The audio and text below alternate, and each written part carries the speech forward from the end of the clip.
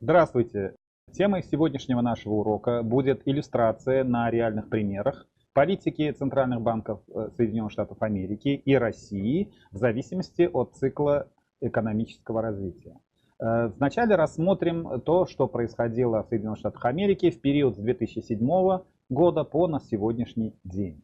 Как мы знаем, в 2008 году в мировой финансовой системе разразился один из сильнейших кризисов, вызванный лишним раздуванием пузырей на ипотечном рынке США, что привело к очень тяжелой ситуации для многих финансовых организаций. Можно вспомнить группу Lehman Brothers, которая после 2008 года прекратила свое существование. И на помощь крупнейшим банкам США пришла Федеральная резервная система. Если мы посмотрим на предлагаемый график, то мы видим, что еще в конце 2007 года на фоне хороших макроэкономических показателей развития экономики Соединенных Штатов Америки ключевая ставка Федеральной резервной системы находилась на отметке 3,5%. При этом мы видим, что уровень безработицы находился на достаточно комфортном уровне в районе 4%.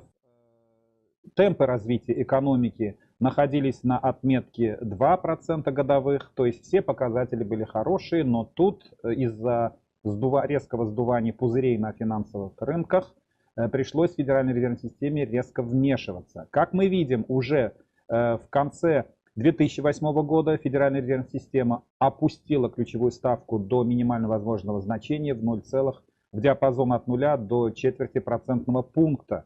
При этом мы видим, что последствия финансового кризиса привели к тому, что темпы роста экономики опустились до нулевой отметки, если быть более точным, минус 0,3%. Кроме этого, резко начала расти безработица, которая к концу 2008 года достигла отметки 7,2%, а инфляция стала тормозиться, то есть мы наблюдаем развитие дефляционных так называемых процессов. То есть реакция Федеральной резервной системы на события 2008 года можно оценить как проявление мягкой денежно-кредитной политики. Мы знаем, что с ноября 2008 года Федеральная резервная система сначала опустила ставку до минимальных значений около нулевой отметки. После этого, с ноября 2008 года, Федеральная резервная система запустила так называемые нестандартные, нетрадиционные методы стимулирования экономики в виде программы QE1. В рамках этой программы в экономику Соединенных Штатов Америки было влито почти 1,7 триллиона долларов. При этом для того, чтобы стимулировать развитие экономики, мы видим, что регулятор держал ставку на минимальной отметке вплоть до конца 2014 года. И первое повышение ставки зафиксировано только в 2015 году. Что позволило регулятору заявить в ноябре 2014 года о завершении третьей программы количественного смягчения, о чем мы говорили на предыдущем уроке, и перестать вливать ликвидность на финансовые рынки страны. Мы видим, что к такому действию Федеральную резервную систему подтолкнула текущая на тот момент картина макроэкономических показателей. Мы видим, что темпы роста США стабилизировались в районе 2,5-3% годовых, то есть вышли на достаточно комфортный уровень. Кроме этого, мы видим, что инфляция снизилась к концу 2014 года до отметки 0,76%, а безработица опустилась до отметки 5,6%, то есть безработица практически вернулась на уровень конца 2007 года. И с этого момента Федеральная резервная система начала проводить уже политику ужесточения денежно-кредитной политики путем постепенного повышения ставок. Можно отметить, что в период с начала 2015 года по настоящий момент ставка Федрезерва была повышена с отметки 0,25% пункта в настоящий момент на июнь ставка находится на отметке уже 2% годовых. При этом можно отметить, что постепенно разгоняется инфляция, что на середину 2018 года текущего инфляция достигла отметки 2,9% годовых, то есть уже перед Федеральной резервной системой стоит вопрос о дальнейшем ужесточении своей политики для того, чтобы уже потихоньку начинать сильно контролировать и притормаживать разгоняющуюся инфляцию. Ей позволяет текущее состояние экономики это делать, поскольку безработица находится на минимальном уровне за последние 18 лет. Темпы развития экономики достаточно комфортные и составляют по оценкам за первое полугодие в годовом разрезе 3,1%. Поэтому я предполагаю, что до конца текущего года Федеральная резервная система еще 2 раза может повысить ключевую ставку. Таким образом, мы наблюдаем, что за этот период продемонстрированы 3 политики Федеральной резервной системы или регулятора, о чем мы говорили в предыдущих занятиях. То есть 2008 год – это мягкая монетарная политика в условиях кризиса. С 2008 по 2014 год – это использование так называемых программ QE, то есть программы нетрадиционных методов стимулирования экономики. И начиная с 2015 года по сегодняшний день – это жесткая денежно-кредитная политика, то есть постепенное ужесточение монетарной политики. А теперь рассмотрим действия нашего Центрального банка Российской Федерации за тот же временной отрезок времени, начиная с 2007 года по настоящий момент времени. Мы видим, что Центральный банк чутко достаточно реагировал на экономическую текущую ситуацию.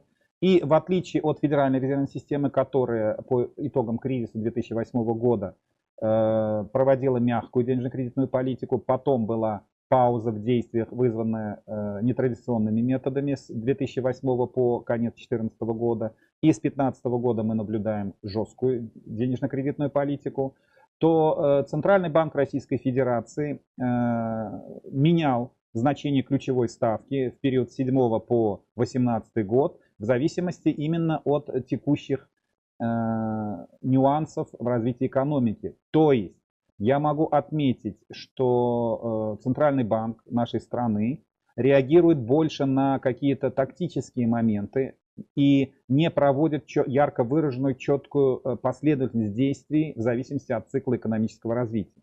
Мы видим, что в период с 2007 года по 2010 год Центральный банк постепенно снижал ключевую ставку с отметки 10% годовых в 2007 году. В 2008 году была попытка бороться с кризисными проявлениями, и ставка была повышена до 13% годовых. Безусловно, это была попытка приторможения инфляции, которая выросла по итогам 2008 года до отметки выше 13% годовых. То есть мы видим, что значение ключевой ставки фактически в эти 2 года повторяло значение темпа роста инфляции. При этом мы видим, что если действия Федеральной резервной системы после 2008 года были направлены на стимулирование экономики, на оживление, были проведены программы QE 1, 2, 3, то динамика ВВП России после кризиса 2008 года продемонстрировала резкую, динамика ВВП России в 2009 году продемонстрировала резкое снижение более чем на 7%, минус 7,8%. В 2009 году мы видим вот эту просадку. При этом ключевая ставка, желая оживить экономику, была снижена с отметки 8,75%, с 13 до 8,75% годовых. Но дальнейшее снижение ставки было затруднительно, поскольку темпы инфляции и уровень безработицы были достаточно высокие. Второй всплеск и реакция нашего регулятора на текущие события был зафиксирован в 2014 году. Мы помним, что в 2014 году в результате событий на Украине на Россию были наложены во второй половине этого года санкции, которые привели к ужесточению условий кредитования для российских финансовых организаций. В результате получилось так, что в ноябре, в конце октября 2014 года Федрезерв заявляет о завершении третьей программы количественного смягчения, и буквально через месяц разразилась атака на российский рубль. Мы все помним события декабря 2014 года, когда курсовая стоимость российского рубля упала по отношению к доллару США с отметки доллар-рубль, с отметки в районе 35 рублей за доллар до моментами доходила до 80 рублей за доллар. И после Нового года стабилизация произошла в диапазоне 65-70 рублей за доллар. То есть прошла двойная девальвация. В 2 раза снизилась стоимость рубля относительно доллара США. Что мы видим, какую реакцию мы видим на эти события Центрального банка? Мы видим, что Центральный банк резко поднял в 2014 году ставку рефинансирования до 17% годовых. При этом инфляция разогналась до более чем 11% годовых, хотя еще по итогам 2013 года она составляла меньше 6,5%. После этого отголосками явилось обесценивание рубля, привело к тому, что в течение 2015 и 2016 годов темпы роста ВВП России были негативными. Если по итогам 2015 года зафиксировано снижение ВВП России на 2,8%, то по итогам 2016 года снижение на 2%. Вот это мы видим на графике, вот эта оранжевая линия. Однако в последние 2 года постепенно экономика России приспособилась к экономическим санкциям, наложенным странами Запада. В связи с действиями России на Украине, в Сирии, обвиняют Россию и в том, что мы Боинг сбили и так далее и тому подобное. Экономика постепенно адаптируется, о чем свидетельствует снижение темпов инфляции, которые уменьшились с 12-11% по итогам 2014-2015 года. На данный момент находятся ниже целевой отметки 4% годовых и по итогам 2017 года составили чуть более 2,5%, а за первое полугодие 2018 года менее 1%, что позволило нашему регулятору постепенно продолжить политику снижения ключевой ставки, которая на данный момент составляет 7,25%. При этом одновременно происходит и снижение уровня безработицы. Темпы роста, правда, пока невелики, поскольку стоимость кредитования по ставке 7,25%, который является больше уровня инфляции существенно, да, затрудняет привлечение предприятиями и корпорациями России финансирование и не является такой уж стимулирующей политикой действия нашего финансового регулятора. Таким образом, в отличие от действий Федеральной резервной системы, которые за десятилетний промежуток времени последовательно проводили стимулирующую политику, потом программу количественных смягчений, потом ужесточение кредитной политики, действия нашего регулятора российского в большей степени являются реакцией на тактические какие-то локальные проявления в экономике, но тем не менее за последние 3 года мы видим постепенную стабилизацию ситуации.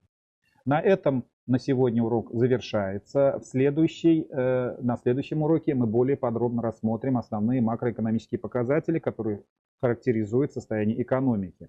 Хотелось бы 2 слова еще сказать о том, что вот на сегодняшних графиках и таблицах приведены основные 3 показателя, характеризующие динамику развития экономики любой страны. Это, еще раз, темпы роста внутреннего валового продукта, темпы инфляции и уровень безработицы. Каждый из этих основных макроэкономических показателей состоит из большого количества других показателей, то есть это 3 основных столпа, на которые ориентируется регулятор в своей деятельности. На этом сегодняшний урок закончен.